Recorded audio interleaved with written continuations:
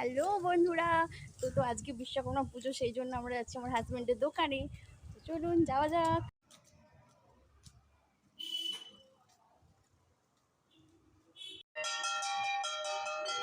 তো এখানে যজ্ঞ চালু হয়ে গেছে, সবাই দেখতে পাচ্ছেন খুব সুন্দর করে সাজিয়েছে।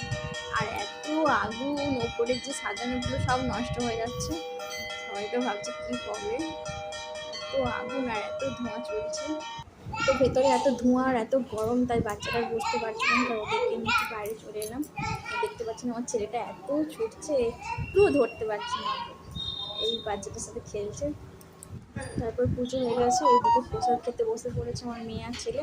ওরা চেয়ার টেবিলে বসতে পারছিল না, তাই নিজেই বসে খাচ্ছে দুজনে। তো প্রসাদ খাওয়ার পর সবাই একটু ফটো সেশন করছে এখানে বসে।